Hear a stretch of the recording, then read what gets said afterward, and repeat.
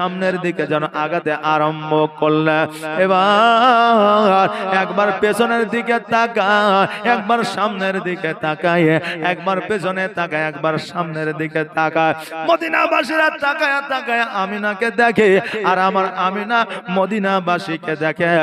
আর আমিনা বলতে থাকে, মদিনা রে, আজকে আমি মদিনায় আসলাম, তোমাকে দেখলাম, আগামী পরে আসতে পারবো কিনা এর কোনো গ্যারান্টি না। ও মদিনা শোনো রে, আমার লাল যদি কোনোদিন আসে, আমার লালকে তুমি বরণ করে নিও। জোরে বলেন সুবহানাল্লাহ। আমিনা বারবার বারবার ওই মদিনার দিকে তাকায়া দেখে, কেননা মানুষ জীবনে তিনটা জিনিস ভুলতে পারে না। কয়টা বললাম? কয়টা? তিনটা জিনিস ভুলতে পারে না। কি কি? এক নম্বর হলো মওতকে ভুলতে পারে না, মরতে হবে এটা জানে। দ্বিতীয় নম্বর হলো নিজের মা বাবাকে ভুলতে পারে না। যতই টাকা পয়সা ওয়ালা হয়ে যাক, কোটিপতি হয়ে যাক, মাকে দেখো কার না দেখো, বাপকে না দেখো কার না দেখো, ওই বাপ মাকে যতদিন সন্তান বাঁচবে ভুলবে না। তৃতীয় নম্বর হলো যে জায়গায় জন্মগ্রহণ করেছে ওই জন্মস্থান ভুলতে পারে না। জোরে বলেন সুবহানাল্লাহ। এই তিনটা জিনিস মানুষ জীবনে ভুলতে পারে না। আমিনা রাদিয়াল্লাহু তাআলা আনহা ওই মদিনার দিকে তাকায়া যেন চোখের পানি ঝরায়া ঝরায়া বলতেছে, আমার সোনার মদিনা, প্রাণের মদিনা, জানের মদিনা, দিলের মদিনা, সব ভুলিব কিন্তু তোমায় ভুলতে পারি না, সব ভুলিব কিন্তু তোমায় ভুলতে পারি না। ভুলিনি ভুলব না, ভুলতে পারি না, ভুলিনি ভুলব না, ভুলতে পারি না, সব ভুলিব কিন্তু তোমায় ভুলতে পারি না। আমার সোনার মদিনায়, আমার জানের মদিনায়, আমার দিলের মদিনা, সব ভুলিব কিন্তু তোমায় ভুলতে পারি না, সব ভুলিব কিন্তু তোমায় ভুলতে পারি না। ইয়াসিব নামে তুমি ছিলে অলক্ষণের দেশ, বড়ই মারাত্মক যে ছিল তোমার পরিবেশ। ইয়াসরিব নামে তুমি ছিলে অলক্ষণের দেশ, বড়ই মারাত্মক যে ছিল তোমার পরিবেশ। ইয়াসরিব নামে তুমি ছিলে অলক্ষণের দেশ, বড়ই মারাত্মক যে ছিল তোমার পরিবেশ। নবীর ছোঁয়া লেগে তুমি সোনার মদিনা, নবীর ছোঁয়া লেগে তুমি সোনার মদিনা, সব ভুলিব কিন্তু তোমায় ভুলতে পারি না, সব ভুলিব কিন্তু তোমায় ভুলতে পারি না। আমার সোনার মদিনায়, আমার দয়ার মদিনায়, আমার জানের মদিনা, সব ভুলিব কিন্তু তোমায় ভুলতে পারি না।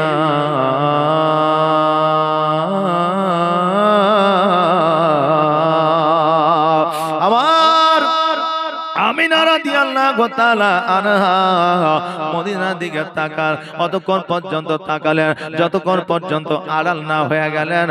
এবার আড়াল হয়ে যাওয়ার পরে কিছু তো রাস্তা যাওয়ার পরে একটা ডান দিকে রাস্তা, একটা বাম দিকে রাস্তা, সামনে একটা রাস্তা, পেছনে একটা রাস্তা।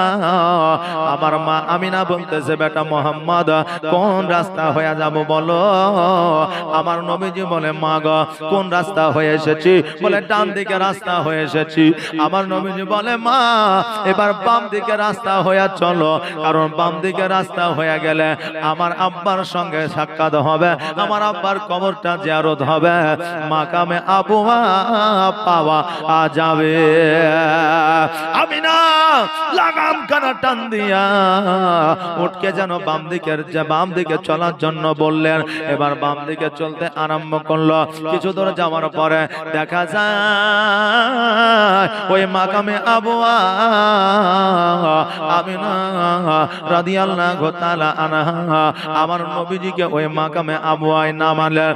দাসী নামলে, এবার দাসী নামার পরে আমিনা যেন উটের পৃষ্ঠে থেকে জমিনে যেমনই পা দিয়েছে, মাটিতে যেমনই পা দিয়েছে, অমনি যেন বাবা কোথা থেকে যেন উড়ে জ্বর চলে আসলো।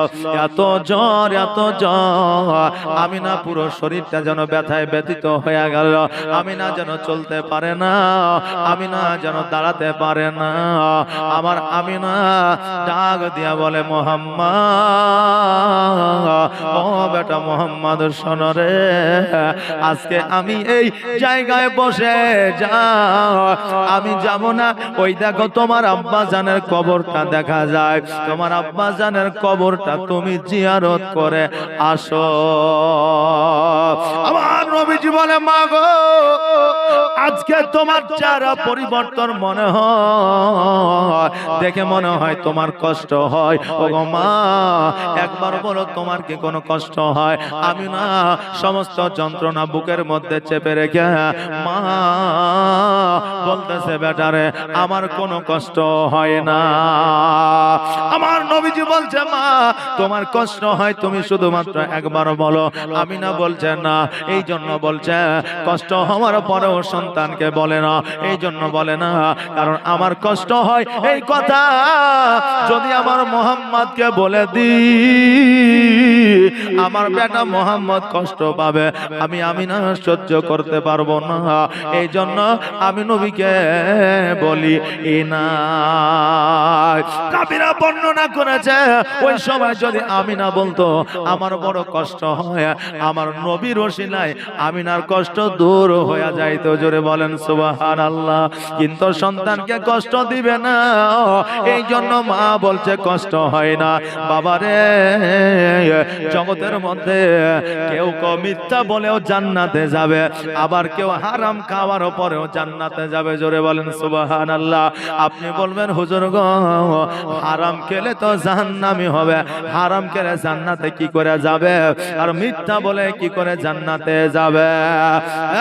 বাবারা মায়েরা বলে যায়, বুঝা যায়, শুনে না, মা একমাত্র মিথ্যা বলার কারণে জান্নাতে যাবে। দেখবেন অনেক মা সন্তানকে মিষ্টি খেতে দিয়েছে, একটাই মিষ্টি আছে, আর ওই মিষ্টিটা সন্তান মুখে দিয়ে বলছে, মা তুমি খাও। আমার মা বলেছে, বেটারে তুমি খাইলে আমার খাওয়া হবে, বলেছে না বলে নাই? তুমি খাইলে আমার খাওয়া হবে। কিন্তু একজনের খাওয়া হইলে অপরের পেট পূরণ হয় না। মা এই মিথ্যা কথা বলার কারণে আমার আল্লাহ তাবারক তাআলা ওই মাকে জান্নাতে দিবে। আর হারাম হলো যে হারামটা আপনি খাইলে জান্নাতে যাবেন, রাগ করা হলো হারাম। ওই রাগটাকে যারা খাইতে পারবে তারাই কিয়ামতে জান্নাতি হবে। জোরে বলেন সুবহানাল্লাহ। ও বাবা, আমিনা রাদিয়াল্লাহু তাআলা আনহা নিজের কষ্ট বুকের মধ্যে চেপে ধরে মুহাম্মদকে ডাক দিয়ে বলে, বেটারে আর দেরি করিও না, দেরি করিও না, যাও যাও যাও, তোমার আব্বা জানের কবরটা জিয়ারত করে এসো। নবী আমার দুই চোখের পানি ছেড়ে দিয়ে কান্দে। আর আমার নবীজি বলে, মা গো, 6 মাস বয়সে আমার আব্বা আমাকে এতিম করে জগৎ ছেড়ে চলে গেছে। ওগো মা, আজকে 6 বছর বয়সে তুমিও আমাকে ফাঁকি দিয়ে যেও না।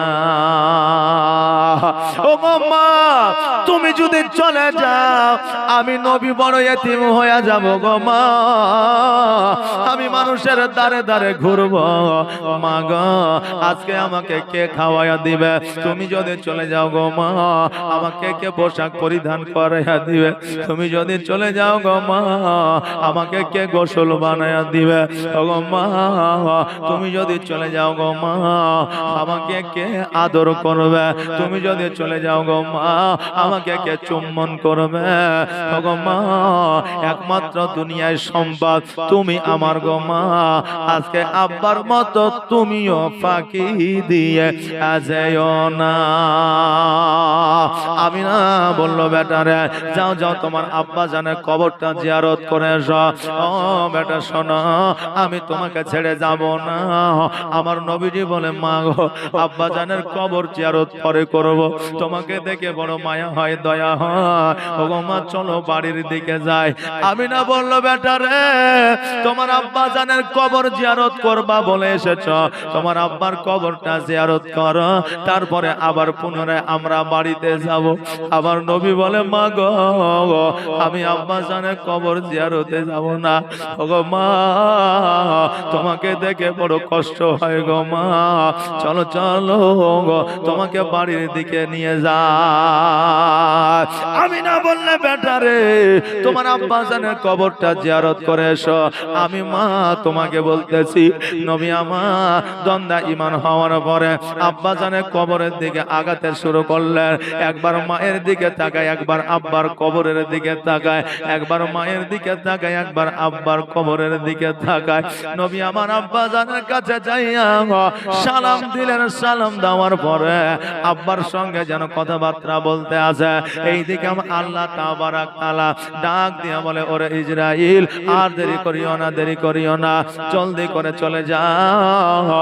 ওই দেখো আমার হাবিবের মা ওই মাকামে আবওয়ায় আরাম করতেছে।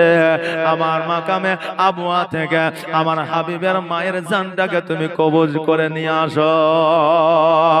হযরত ইসরাইল আলাইহিস সালাম বলে, আল্লাহ 6 মাস বয়সে আমার নবীজির আব্বার জানটাকে নিয়ে এসেছি, 6 বছর বয়সে আমার নবীর মায়ের জানটাকে নিয়ে আসব। আল্লাহ গো, আমার নবী তো জগতে এতিম হয়ে যাবে, মানুষের দ্বারে দ্বারে ঘুরবে, কেউ কে জানা কাইনি খবর নিবে না। ও গো আল্লাহ, আজকে আমার নবীকে কেমন করে এতিম করতে পারি? আমার আল্লাহ ডাক দিয়া বলে, ইসরাইল রে, আমি আল্লাহ যেটা জানি তুমি সেটা জানো না। তোমাকে যে কর্ম দিয়েছি তুমি সে কর্ম যুক্ত হয়ে যাও। ও ইসরাইল, আর দেরি করিও না, জলদি করে যাও। হযরতে ইসরাইল আলাইহিস সালাম জগতের মধ্যে আসলেন। আসার পরে আমার আমিনা রাদিয়াল্লাহু তাআলা আনহার সম্মুখে দাঁড়ায়া গেলেন। আমিনা জানতে পারলেন, বুঝতে পারলেন আমিনা আর জগতের মধ্যে থাকবে না। দাসীকে ডাক দিয়া বললেন, ও দাসী শোনো রে, আমি আর থাকবো না, জগৎ থেকে বিদায় নিয়ে নেব, আমি ওই কবরে চলে যাব, আমি এই জগৎ ছেড়ে পর জগৎ গমন করব। দাসী শোন, আমার বেটা মুহাম্মদের জগতে আর কেউ রইল না, মা নাই রে, আব্বা নাই রে, জগতে তার কেউ না, মাথার উপরে সূর্যকে ছায়া করবে এইরকম কেউ থাকলো না, খাবার খেয়েছে না খাইনি এই খোঁজ নেওয়ার মতো কেউ থাকলো না, আমার নবীজিকে গোসল বানাইয়া দেবে এইরকম কেউ থাকলো না।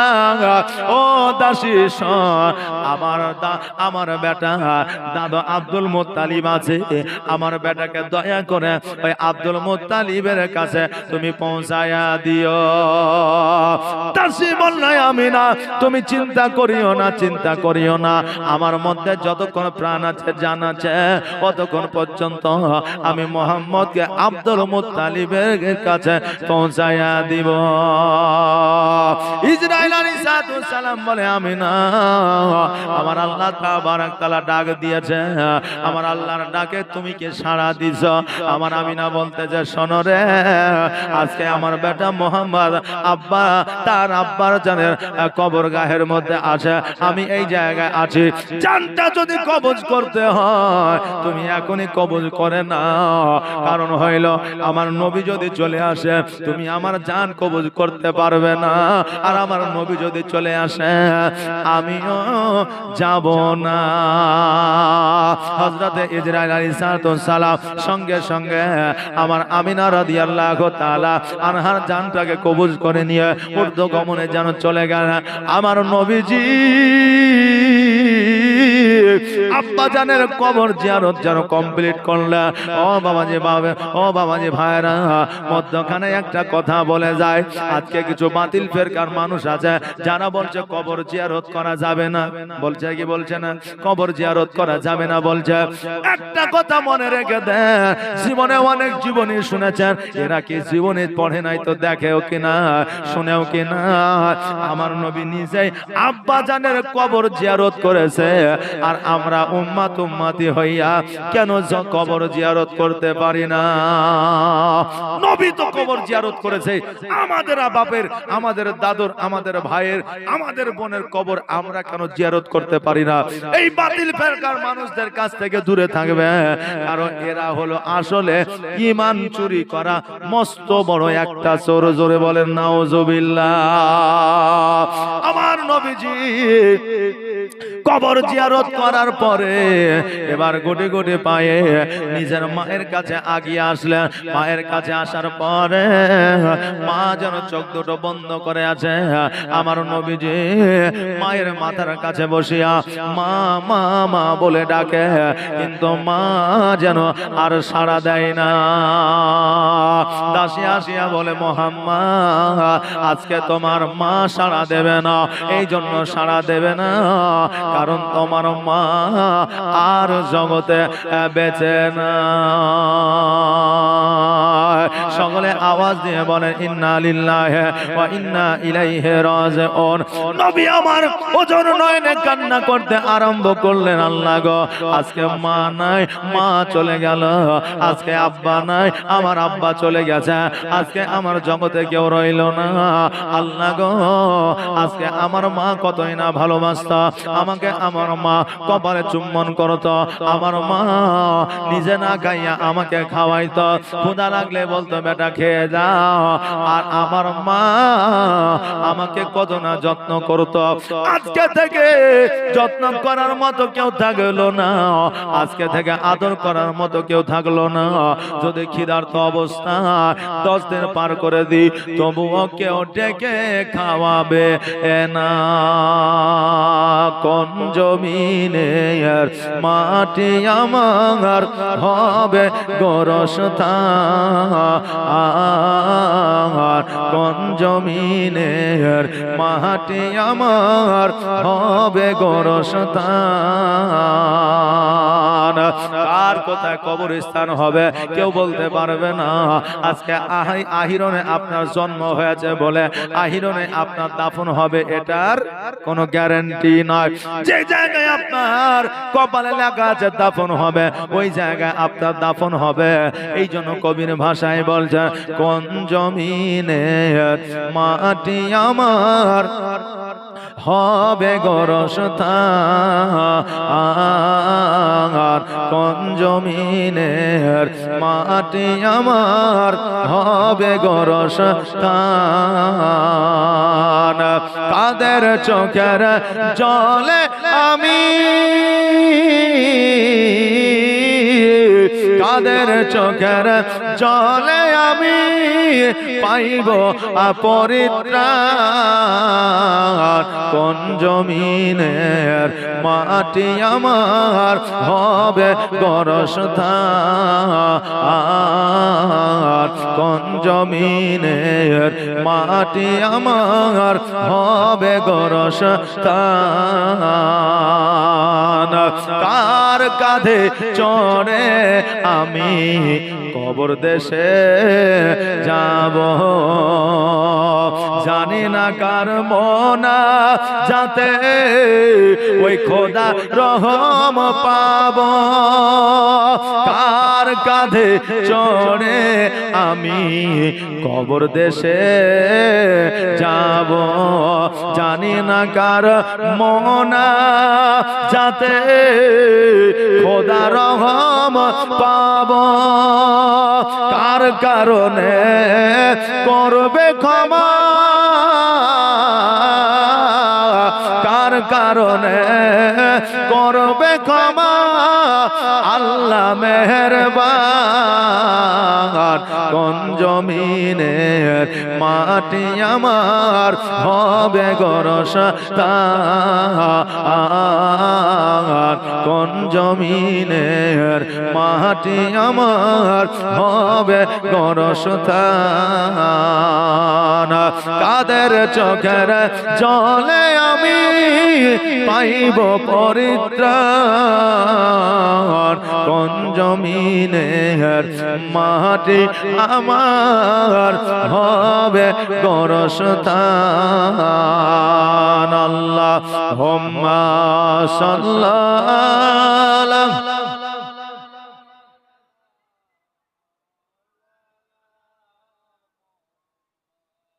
ওয়া আলা আলি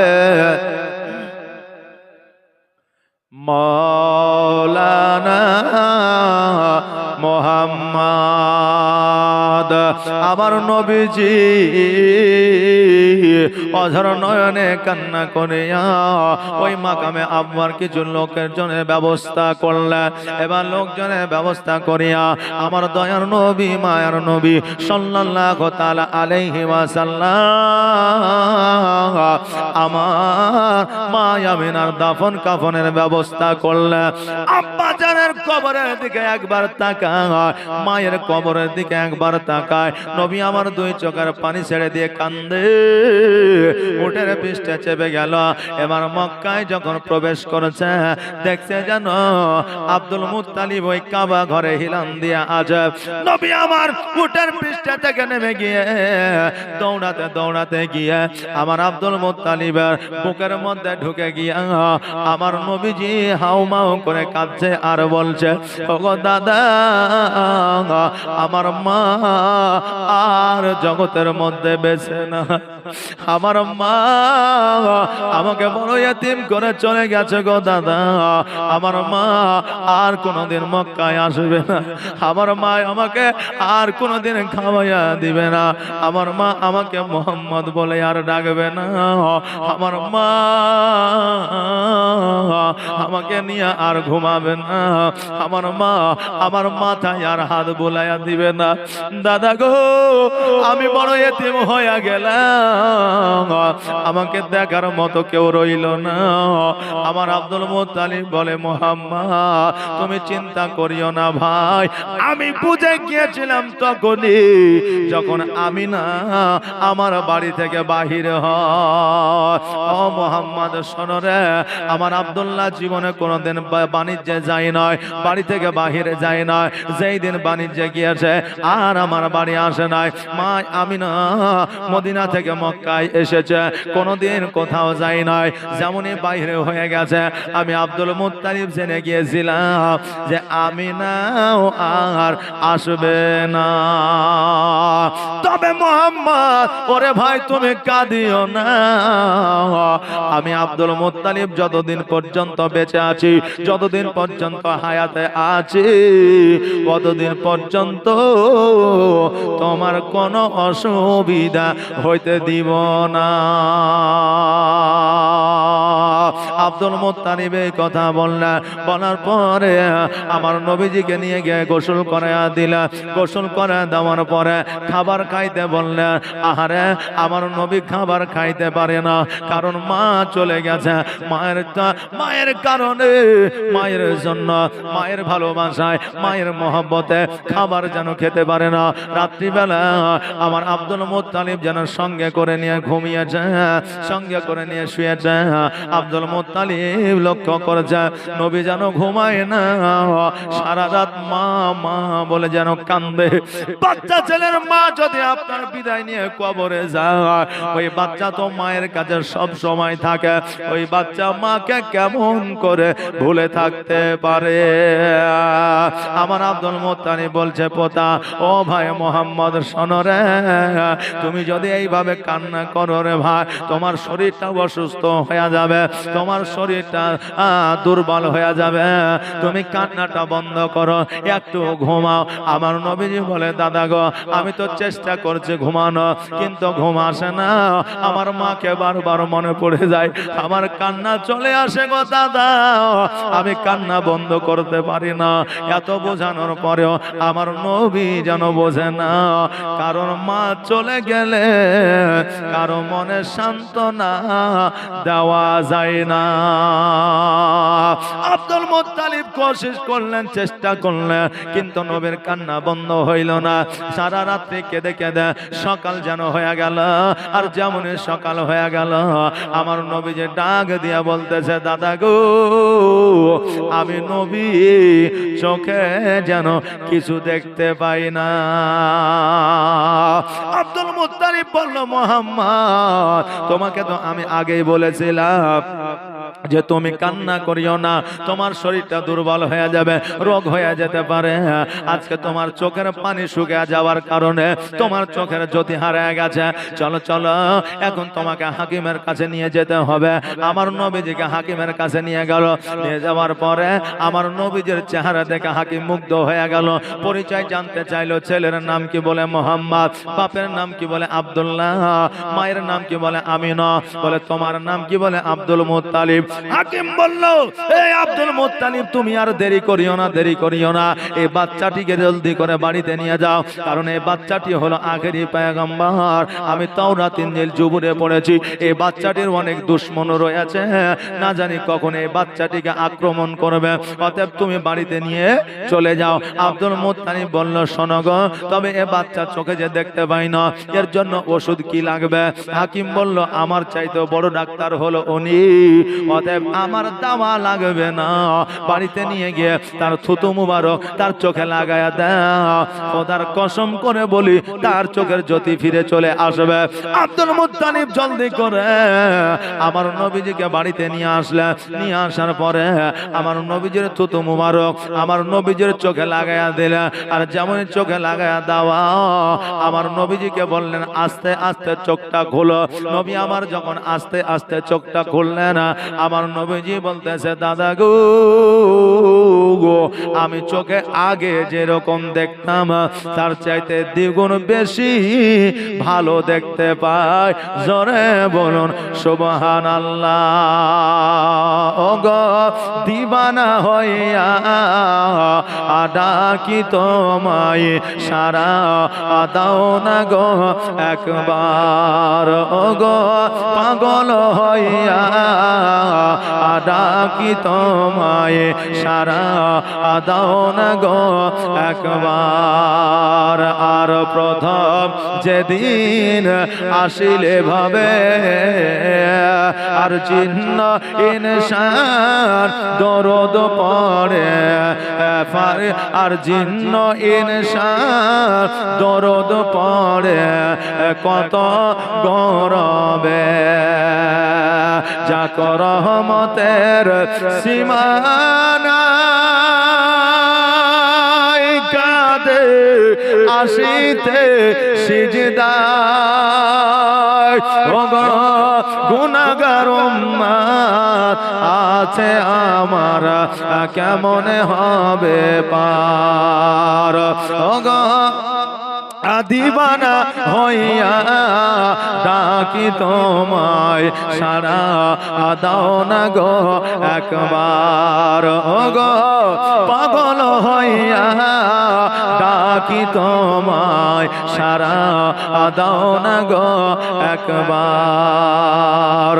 আর তোমার নূরে জগৎ নুরানি, আর জিন্ন ইনসান দরুদ পড়ে ফারিস্তা আসমানি জাগ রহমতের সীমানা কাঁদে আসিতে সিজদায় ওগো গুনাহগার উম্মত আছে আমার কেমনে হবে পার ওগো দিওয়ানা হইয়া ডাকি তোমায় সারা দাও না গো একবার ওগো পাগল হইয়া ডাকি তোমায় সারা আদান গো একবার আল্লাহুম্মা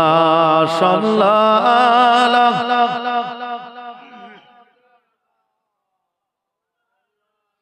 মুহাম্মাদ ওয়ালা আলে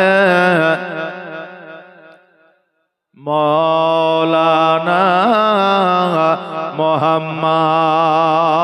বাবাজি ভাইরা গো, আমার নবী পাক সাল্লাল্লাহু তাআলা আলাইহি ওয়াসাল্লাম নিজের থুতু মুবারকের বরকতে নিজের চোখের জ্যোতি ফিরে পেলেন। জোরে বলেন সুবহানাল্লাহ। আজকে বাবাজি ভাইরা এই বাচ্চা বাচ্চা ছেলেগুলোকে আপনার মসজিদে পাঠাবেন, মসজিদে পাঠানোর পরে কিছু ইসলামিক জ্ঞান ইসলামিক শিক্ষা নেওয়া করাবেন। কারণ হইল এই ইসলামিক জ্ঞান যদি না থাকে একদিন আপনাদের অপমানিত লজ্জিত হতে হতে পারে। কেন? কারণ দেখবেন এক যুবক বুঝেন নতুন বিয়ে করেছে, নতুন বিয়ে করার পরে শ্বশুর বাড়ি গিয়েছে, সেই দিন কিন্তু আবার শুক্রবার, মানে কালকে আগামী কালকে শুক্রবার নাকি বলে, তো এই শুক্রবারের দিন জুম্মা কে কে পড়তে যাবেন একবার হাত উঠান তো। এই মাত্র 2-4 জন, বাকি গুলা যাবে না নাকি? সুবহানাল্লাহ। আল্লাহ যেন সকলকে যাওয়ার তৌফিক দান করে, সকলে বলেন আমিন। আমরা যেন সকলে যেতে পারি, বলেন ইনশাআল্লাহ। একটা আওয়াজ দিয়ে বলেন ইনশাআল্লাহ। তো জামাই বুঝলেন এই শুক্রবারের দিন বুঝলেন গেছে 8 মোংলা করতে। 8 মোংলা বুঝেন যে 8 মোংলা করতে গেছে। এবার বুঝলেন জুম্মাতে আজান হয়েছে, জুম্মার আজান আর জোহরের আজান ফজরের আজান হয়। এখন বর্তমানে বুঝলেন যে আজান হয়, এই আজান শুনে মানুষ বিরক্ত হয়ে যায়। কারণ আজানে কোনো লাভ ঠিক নাই, আজানে কেরাত নাই, আজানের ঢং ঠিক নাই। তার কারণ হচ্ছে জুয়ানেরা তো আজান দেয় না, কারণ জুয়ানেরা তো মসজিদে যায় না। যার দাঁত নাই, বুড়া হয়ে গেছে, শেষ বয়সে রিটায়ার্ডের টাকা পাওয়ার বদলে আপনার মসজিদ ভাতা পেয়েছে, ওর আজান আবার কেমন হবে? যেমন ও তেমন আজান হবে নাকি বলেন? হ্যাঁ, যেমন ও তেমনি আজান হবে। আজান যদি সঠিক ও সুন্দর হয় তো এই আজানের ওসিলায় আল্লাহ তাবারক তাআলা কিয়ামতের দিন তার মাথাটাকে উঁচু বানিয়ে দিবে। জোরে বলেন সুবহানাল্লাহ। বাবা, তাই যুবকদের বলবো আজান দেওয়া শিখো, মসজিদে যাও, আজানটা দাও। কারণ আজান দিলে অফুরন্ত নেকি, যার কোনো হিসাব নাই। জিবরাইল আলাইহিস সালামকে জিজ্ঞাসা করছে যে আচ্ছা বলো তো, আকাশ থেকে যে বৃষ্টির ফোঁটা পড়ে ওই বৃষ্টির ফোঁটাকে তুমি গুনতে পারো? বলে শোনো, জগতে যাবতীয় যাহা কিছু আছে আমি সব কিছু গুনতে পারি, এমনকি বৃষ্টির ফোঁটাও গুনে দিতে পারি। কিন্তু বান্দা যখন আজান কর্ণপাত করে, যখন ওই আজানের শব্দের অর্থ শুনে যখন আজানের আপনার জবাব দেয়, আমি জিবরাইল আলাইহিস সালাম ওই জবাব দেওয়ার যে নেকি আল্লাহ দেয়, ওই নেকির গণনা একমাত্র আমি জিবরাইল করতে পারি না। জোরে বলেন সুবহানাল্লাহ। আমি গণনা করতে পারি না। তাহলে আমরা যদি আজান কর্ণপাত দিয়ে শুনি তাহলে আমাদের নেকি কতটা হবে? মসজিদে আজান হতে হবে সুমধুর কণ্ঠে, আল্লাহু আকবার, আল্লাহু আকবার, আল্লাহু আকবার,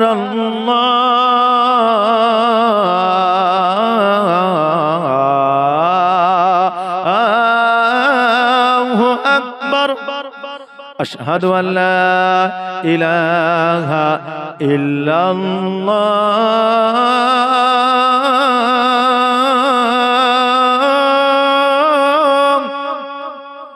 আশহাদু আল্লা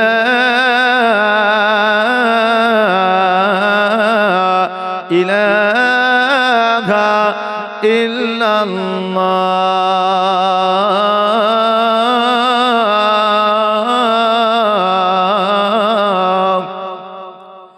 আশহাদু আন্না মুহাম্মাদার রাসূলুল্লাহ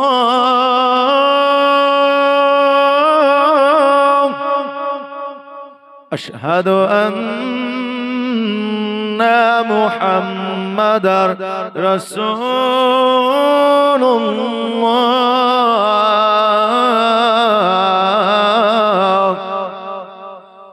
হাইয়া আলাস সালাহ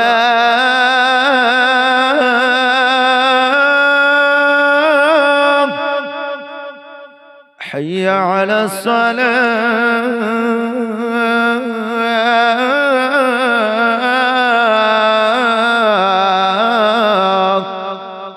আজানটা পুরো দেওয়া যাবে না, আবার পুরো দিলে যারা বুড়িয়া মানুষ সন্ধ্যাবেলায় ঘুমিয়ে গেছে তারা আবার ফজরের মনে আজানটা হইলেও উজু করে আসে নামাজ পড়ে লিয়া ও চিন্তা করবে যে সকাল কখন হবে আর চায়ের দোকানে বা কখন যাব।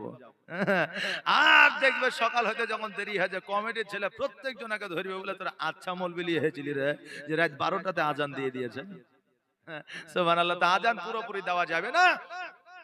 এই যুবককে বলছে যে যাও নামাজটা পড়ে আসো। এখন যুবক বলছে হ্যাঁ গো শাশুড়ি মা জীবনও তো নামাজ পড়িনি, নামাজ কেমন করে পড়ে তাও তো জানি না।